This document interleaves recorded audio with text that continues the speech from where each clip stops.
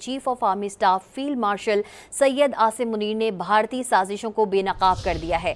वाज़ेह कर दिया कि भारत मार्का हक में बुरी तरह शिकस्त के बाद अब फितना अल खारिज और फितना अल हिंदुस्तान जैसी प्रॉक्सीज के जरिए पाकिस्तान में अदम इस्तेहकाम पैदा करना चाहता है।